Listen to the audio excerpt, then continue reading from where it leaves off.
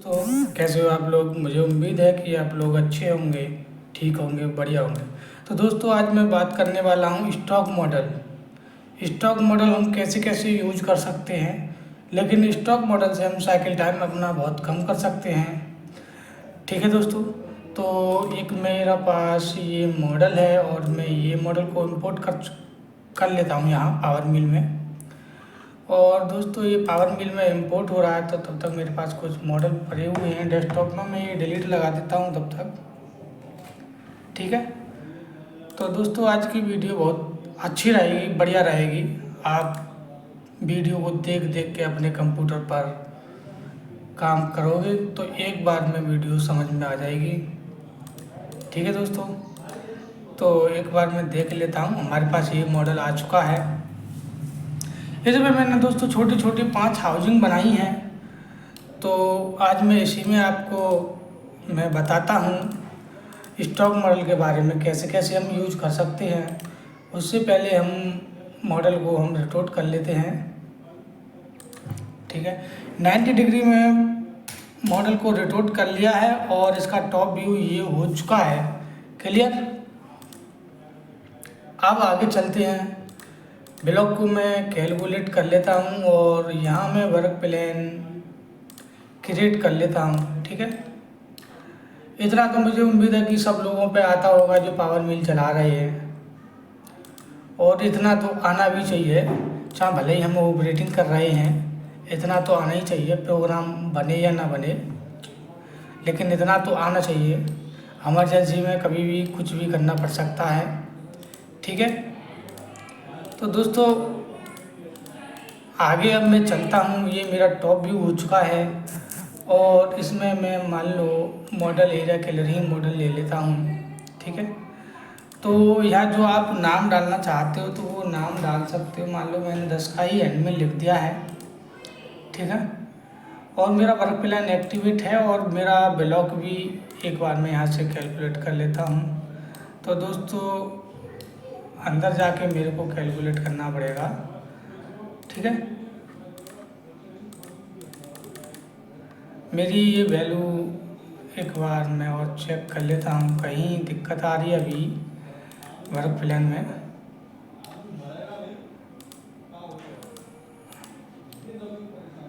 तो दोस्तों ये तो मेरा लगभग सही दिखा रहा है, लेकिन यहाँ वैल्यू मेरी माइनस में क्यों नहीं जा रही है, ये यहाँ थोड़ी सी दिक्कत है। वर्क प्लान एक्टिवेट में नहीं हो रखा था। ठीक है, अब ये माइनस की वैल्यू आ गई है मेरी, और मैं फिर से यहाँ एक बार प्रोग्राम को मैं दोबारा से खोल लेता हूँ और फिर से मैं वर्क प्लान एक्टिवेट है मेरा। ब्लॉक भी अब एक बार मैं यहाँ भी चेंजिंग कर देता हूँ। ठीक है, क्लियर। और टूल भी मेरा यहाँ से मैं ले लेता हूँ, 10 का ही एंड में ले लेता हूँ, कोई दिक्कत नहीं है। ठीक है, समझाने के तौर पे मैं एक लिमिट में मैं कुछ नहीं करना चाह रहा, एक बार देख लेता हूँ ये ठीक है मेरा। और मॉडल एरिया क्लियर में मैं आ चुका हूँ। ये मैं एनी चलाता हूँ, ज़्यादातर मैंने एनी कर दिया है। और मैं स्टॉक मान लो 3 का मैं स्टॉक डाल देता हूँ यहाँ, थिकनेस जो हमें छोड़नी है। और जेड में जो आपको रखनी है वो आप रख सकते हो। ठीक है, स्टेप ओवर मेरा 4 का हो गया। समझाने के तौर से मैं 1 mm का स्टेप डाउन दे रहा हूँ। ठीक है, ऑफ साइड में मेरे को बाकी अब कुछ नहीं करना है, बस कैलकुलेट कर लेता हूँ मैं। तो दोस्तों देख रहे होगे मेरा प्रोग्राम ये जनरेट हो रहा है। ठीक है, तो दोस्तों दिक्कत अभी एक आती है यहाँ, जब मैं सिमुलेशन करता हूँ, ये मैंने ऑन कर लिया है और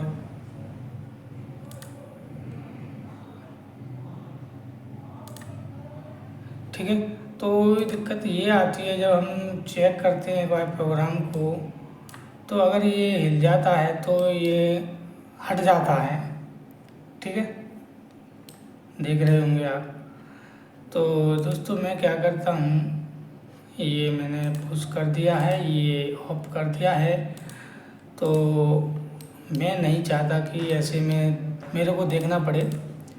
तो मैं उससे पहले क्या करता हूँ, एक स्टॉक मॉडल यहाँ क्रिएट कर लेता हूँ। ठीक है, तो ये मैंने स्टॉक मॉडल यहाँ क्रिएट कर लिया है। आप देख रहे होंगे ये स्टॉक मॉडल मेरा क्रिएट हो गया है, और मैं इस प्रोग्राम को उसी में ऐड कर देता हूँ स्टॉक मॉडल में। ठीक है, तो आप यहाँ से देख सकते हो मेरा स्टॉक मॉडल में प्रोग्राम मेरा आ चुका है। आप देखना चाहते हो तो देख सकते हो। क्लियर। अब मैं एक बार यहाँ से कैलकुलेट कर लेता हूँ। तो कैलकुलेट करने पर आपको दिख रहा होगा इसमें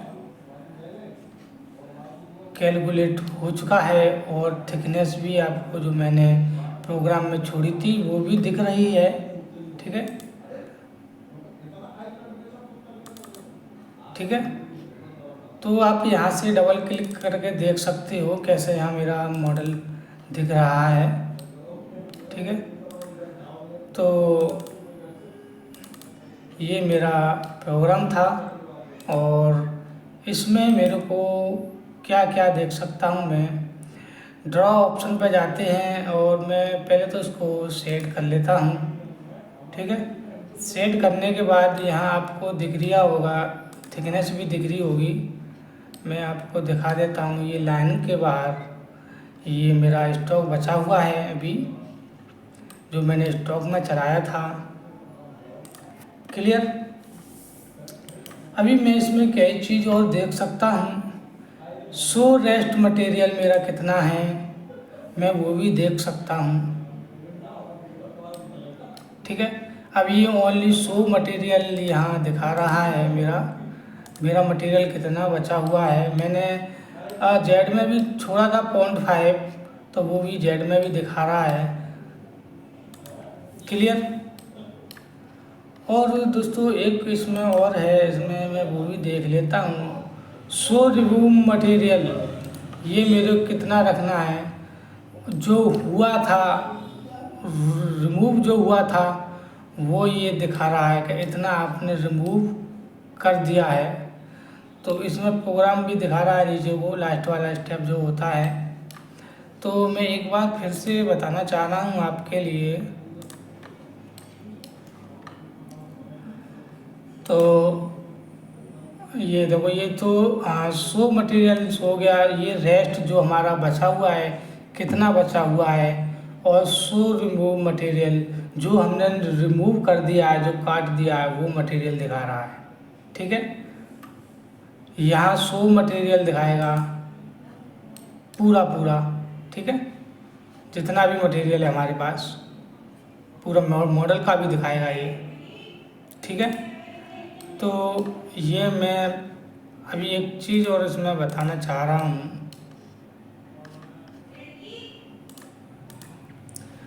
तो दोस्तों एक चीज़ और है इसमें अभी। तो मान लो जैसे आपके पास कोई फोर्जिंग का पीस आया हुआ है, मान लो यही पीस, मान लो आपके पास यही पीस आया हुआ है कहीं से रफिंग होके। इसमें मात्र 3 mm या जितना मटेरियल इस पर छोड़ा है, सपोज करो कि मैंने ये 3 mm मटेरियल इस पर छूटा हुआ है, इतना ही ये आपके पास कहीं से जॉब बाहर से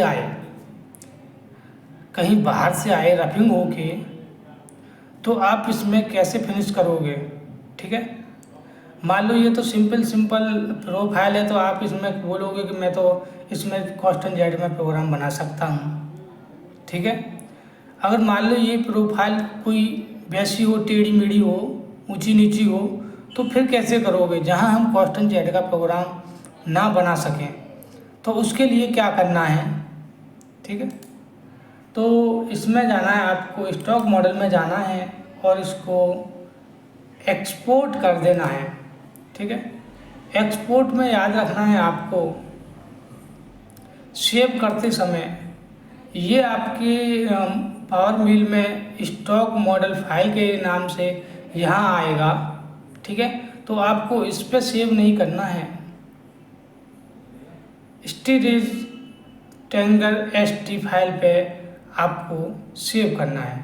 ठीक है, और यहाँ जहाँ आप सेव करना चाहते हो वहाँ सेव कर सकते हो। मान लो मैं इसको फोर्जिंग के नाम से सेव कर लेता हूँ।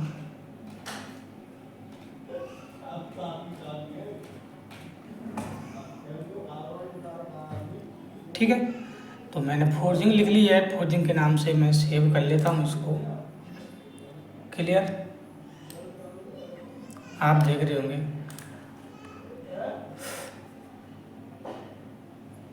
आप मैं इसको प्रोग्राम को भी डिलीट लगाना चाहता हूँ तो लगा सकते हो, कोई दिक्कत नहीं है। ठीक है, मैंने बस मेरे पास केवल मॉडल ही मॉडल बचा है, बाकी मैंने सब डिलीट लगा दिया है। क्लियर, तो अब मैं उसको इंपोर्ट करना चाहता हूँ जो मैंने सेव किया है। एक बार देख लेते हैं, डेस्कटॉप पे हो गया है, देखो फोर्जिंग के नाम से। तो मैं मॉडल में जाता हूँ, मॉडल में जाने के बाद तीसरे नंबर पर ट्रेंजल्स लिखा हुआ है, इसी पे क्लिक करना है आपके लिए। और साइड में एक ऑप्शन और आ जाएगा यहाँ, लोड ब्लॉक फ्रॉम फाइल के नाम से, आप इसको क्लिक कर सकते हैं। क्लिक करने के बाद जो मेरा मॉडल सेव हुआ था, मैंने यहाँ किया था वो फोर्जिंग के नाम से, तो इस पर आप ओपन कर सकते हो। ठीक है, ओपन करने के बाद अभी मेरा ब्लॉक ये ऊपर आया है, या ऊपर आया हो या साइड में आया हो, कहीं भी आया हो आपका, मेरा लेकिन ऊपर आया है। तो आपको क्या करना है, यहाँ से यहाँ ग्लोबल ट्रांसफ़र पे कर देना है। ठीक है, और एक्सेप्ट कर देना है। क्लियर, तो आप देख रहे होंगे ये मेरा मॉडल है। ठीक है, जहाँ जहाँ मटेरियल बचा हुआ है वो आपको यहाँ नज़र आ रहा होगा। क्लियर, और मैं यहाँ से थोड़ा क्वालिटी इसकी बढ़ा के दिखा देता हूँ, देख रहे होंगे आप। क्लियर, और मॉडल भी मैं यहाँ दिखा देता हूँ आपके लिए। अब जो मटेरियल मेरे पास आया है, ऐसे मैं करके दिखा देता हूँ आपके लिए। ब्लॉक वहीं बना है जहाँ हमने मटेरियल छोड़ा था। क्लियर, ठीक है, तो मान लो इस वाली प्रोफाइल में तो आप कॉन्स्टेंट जेट का प्रोग्राम बना सकते हैं, कोई दिक्कत नहीं है। मान लो कोई टेढ़ी मेढ़ी या ऊंची नीची प्रोफाइल आती है तो वहाँ तो कॉन्स्टेंट जेट का प्रोग्राम हम नहीं बना सकते। क्लियर, तो अब इसमें मेरे को एक काम करना है। मान लो मैं मॉडल एरिया क्लियरिंग प्रोग्राम बनाना चाह रहा हूँ, तो आप आराम से बना सकते हो। मैं ये मान लो 0 पे चलाना चाह रहा हूँ, स्टेप ओवर में 4 ही रखता हूँ, स्टेप डाउन 1 ही रखता हूँ, और ये मैं 0 कर देता हूँ। अब देखना ये है कि पूरी ये हाउसिंग जो बनी हुई है इसमें चलेगा या नहीं चलेगा। मेरे हिसाब से नहीं चलना चाहिए।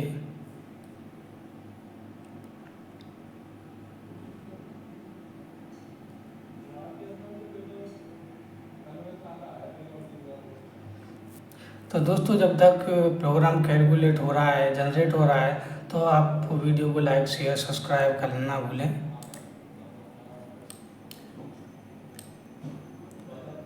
तो दोस्तों मैं अभी क्या करता हूँ, दोबारा से इसको स्टेप ओवर इसमें ज़्यादा हो रखा है तो मैं स्टेप डाउन और थिकनेस ये हो गई और स्टेप ओवर कम करना चाहता हूँ, तब मेरा प्रोग्राम चल पाएगा। ठीक है, फिर से मैं एक बार कैलकुलेट कर लेता हूँ।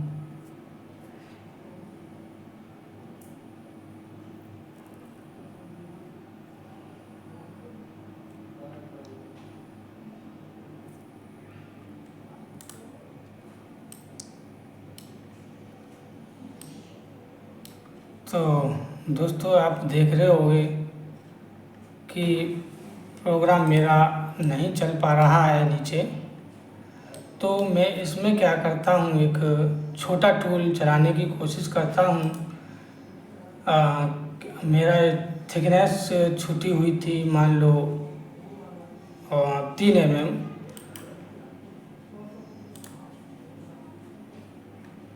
तो इसमें मैं छोटा टूल चलाने की कोशिश करता हूँ। 10 का है ये, तो मैं 5 का टूल चलाने की कोशिश करता हूँ।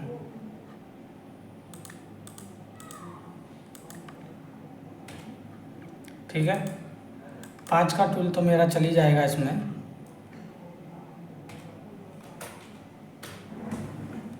क्लियर। अब मैं कैलकुलेट करके देखता हूँ, क्योंकि जो हमने थिकनेस छोड़ी थी 3 mm छोड़ी थी उसमें, तो हमें ज़्यादा छोड़नी चाहिए थी। तो मान लो 10 का टूल है, तो कम से कम मेरे को 6 mm या 5.5 mm छोड़ना चाहिए था, तो मेरा प्रोग्राम बन जाता आराम से।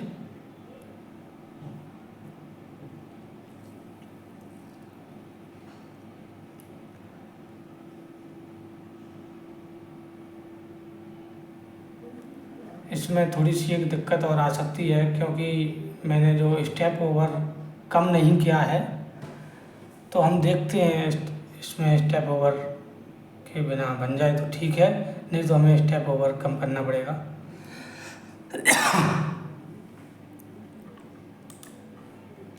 बन तो गया है, ऐसी बात नहीं है, प्रोग्राम तो बन गया है। ठीक है, तो दोस्तों हम एक बार स्टेप ओवर मेरा 2 का डला हुआ है। ठीक है, तो इसीलिए मेरा प्रोग्राम जनरेट हो चुका है। तो दोस्तों कोई पॉइंट अगर आपके नहीं समझ में आया हो, तो आप कैलकुलेट करके एक बार मैं देख लेता हूँ। इसमें जो मेरे को सेटिंग करनी पड़ती है मैं वो सेटिंग कर लेता हूँ। ठीक है, तो ये ज़्यादा हाइट मैंने डाल रखी है, ये हाइट मैं कम कर देता हूँ, 3 और 2। ठीक है, स्टार्ट पॉइंट अब्सोल्यूट मैं कर देता हूँ यहाँ से, और मैं ये 100 कर देता हूँ। लीड इन में नन रख रहा हूँ मैं, हालांकि रैम चलाता हूँ मैं। लिंक्स स्कीम नहीं करना है मेरे को, स्कीम सेव कर देता हूँ मैं। ठीक है, तो एक बार इसमें भी देख लेता हूँ। ठीक है, तो ये मैंने कैलकुलेट कर दिया है। तो दोस्तों आप इस प्रकार से स्टॉक मॉडल का प्रोग्राम बना सकते हो। दोस्तों ये जब ज़्यादातर हमें यूज होता है किस टाइम, मान लो कोई हमारे पास फोर्जिंग का पीस आया हुआ है, उस पर 4 mm मटेरियल है, 5 mm मटेरियल है, हमें रफ का प्रोग्राम चलाना है, तो रफ का प्रोग्राम हम स्टॉक मॉडल के बगैर नहीं चला पाएंगे, क्योंकि जब हम ब्लॉक कैलकुलेट करते हैं तो पूरा ब्लॉक मॉडल के हिसाब से कैलकुलेट होता है, और अगर कोई और प्रोग्राम चलाते हैं तो टूल टाल टूटने के चांस रहते हैं। तो दोस्तों इसलिए हमें ये स्टॉक मॉडल का हमें यूज करना पड़ता है। और बहुत सी डाई जो हम कच्ची काट देते हैं, कच्ची काटने के बाद जो छोड़ देते हैं मटेरियल, तो उसके हिसाब से भी आपको काम करना पड़ता है। तो दोस्तों आज की वीडियो मुझे उम्मीद है कि आपको पसंद आई होगी, अच्छी लगी होगी। तो दोस्तों वीडियो अच्छी लगी लाइक शेयर सब्सक्राइब करना ना भूलें। तो दोस्तों नेक्स्ट वीडियो में हम फिर मिलते हैं, आज के लिए केवल इतना ही।